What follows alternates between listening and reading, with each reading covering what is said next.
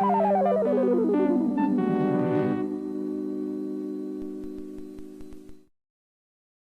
everybody, it's your old fan RJ City, and today I will be unboxing Wishbone trading cards. What is the story, Wishbone? Let's find out, shall we? These are not your any run-of-the-mill Wishbone cards. These are part of the Wendy's Kids Meal. I guess you would get a Wendy's Kids Meal, and it would come in them. Or maybe not. Recommend for use for children over 3 years of age. Ask about a special toy for children under 3. Who knows what they got? That's exciting. So, these are great. Oh, this is Wishbone, the making of Wishbone. This is exciting. We really get to go behind the scenes. Of course, he was a dog who's definitely no longer alive, but a tremendous actor, did a bunch of things, and taught kids about books that they pretended they had already read, like your Frankensteins and your Tales of Two Cities, and things of that nature. Is there anything else here? No, I think that's it. Don't know how these open. I wish there was a... there we go. This is for someone who's 4 years old. Jesus. This is a weird place to put it.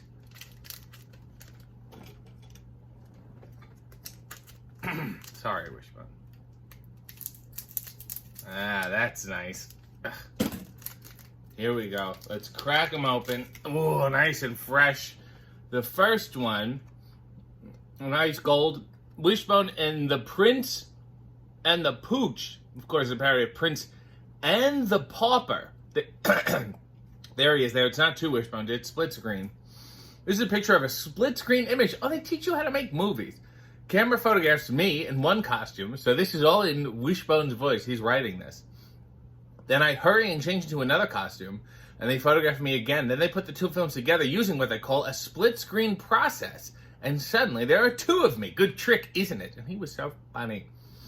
This split screen shot appears in my show, The Prince and the Pooch, based on Mark Twain's famous story, The Prince and the Pauper. There's a story about the invention of two boys, a rich prince and a ragged poor boy. There he is. Who look exactly alike, and they change places by mistake. 1996, Big Feats Entertainment, printed in Hong Kong. I'm immensely excited. Let me see if I can guess this one. I can't. Wishbone in The Slobbery Hound. I don't even know what that's a parody of, but it's him and another dog that's hanging, a dummy dog. I'm with my stand-in. Every star has a stand-in, someone who takes his place while the crew is adjusting the lights and other things before they begin to film the real show. Look at that. It's a great fake dog. Huh? Because you can't film that much with a dog. You got trainers, and it's like, all right, you can only film like 3 hours a day.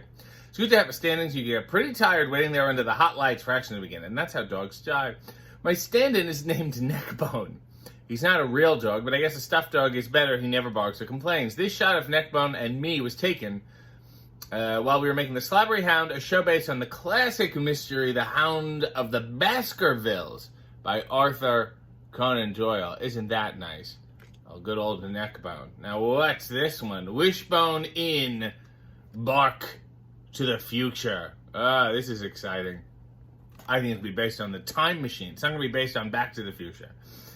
Watching the camera operator set up a camera on a specialized skateboard rig, I always thought the only thing he used the skateboard for was skating. This dog is a riot. You learn a lot of stuff when you make a television show. The skateboard rig helps the camera to stay close to the floor as they move it. They sit me in position and then move the skateboard backwards or forward to make it look closer or farther away. In the film, the skateboard camera shot is being taken for our film Bark to the Future, based on the story The Time Machine, written by H.G. Wells, grandfather of Orson, more than 100 years ago. There you go. Skateboard trick. A dogged expose is the next one. Is this a Sherlock Holmes? They love this dog. Everybody loves it. You never heard of any problematic leaks from the Wishbone set. This is my friend who trained me to be an actor, giving me a little help with my lines for the show A Dogged Expose. In this, I play the part of the famous detective Sherlock Holmes. Surprised you, didn't I? I can read. The set costumer is making sure that my detective costume looks just right. Arthur Conan Doyle wrote the famous Sherlock Holmes mysteries many years ago in A Dogged Expose, based on Doyle's story A Scandal in Bohemia, which is the title of a blog I had. I play Holmes and keep the bad guy from causing big trouble.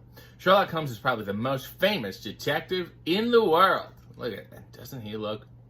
I would watch a feature-length film. I think I had a Wishbone CD-ROM. Another still from the slobbery hound. How they get a dog to do this without pilling him up? This is a great picture of me. It's from the slobbery hound where I'm filmed hiding in a real suit of armor. Glad I never had to wear one of these suits like the Knights did long ago, because the armor is pretty heavy and drafty. Get a breeze. Besides, when I lower the helmet over my face, there's no room for my nose. I play the part of the famous English detective Sherlock Holmes. All right, yeah, we get this shit. I hide in the armor so no one will see me watch the mysterious things that are going on in a big old house. Isn't that fun? And we're back to the Prince and the Pooch again. Look at that downward dog, huh? How'd you like to air that out? All stars try to relax between takes. Takes are the short bits of action that add up to a whole scene. If actors are relaxed, they do a better job. I'm relaxing in this photo playing with my rubber soccer ball, my favorite toy. Bet you have a favorite toy or a blanket or something that's special to you. Who does he think he's speaking to? Blah, blah, blah. Prince and the Pauper. I like my Prince costume better. Yeah, this one's just raggedy shit. Here's another one. Wishbone in Digging Up the Past. Huh? Isn't that beautiful? This photo, the set costumer is fixing the hat I wore in the show Digging Up the Past. Set costumer works for the wardrobe department. The people who design and make all my terrific costumes. Digging Up the Past is about a long-lost time capsule. I, of course, play the starring part of Rip Van Winkle.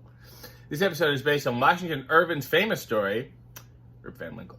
Acting in Wishbone says it funks. I play many different characters. I like being the Talbot's family pet. That was the premise that would get into these. But it's special fun to put on a costume and change. Did he belong to the Talbots, like outside of the concept of the show? Or is he acting like he knows the Talbots? Well, I guess we'll never know. Here's another one from Twisted Tale. And he's going to work. You know, no time for happiness. I was already excited when they took this picture. We were filming the very first show of the Wishbone TV series, The Twisted Tales, about the little boy Oliver in Charles Dickens' famous book, Oliver Twist. Oliver gets mixed up in a real adventure with thieves. That's a camera assistant holding a sign over my head. It's called a slate. Information about each scene is written on a slate. When everything's ready, they start filming. We call it shooting. The assistant claps down on the board's striped top and action begins. The first picture the camera takes is of the slate. Later, it helps the film editor fit the scene into the right place in the finished film. It's so nice that we get to learn about movie making together. Look at this. Another shot from a dogged expose. What is going on here? Let's find out.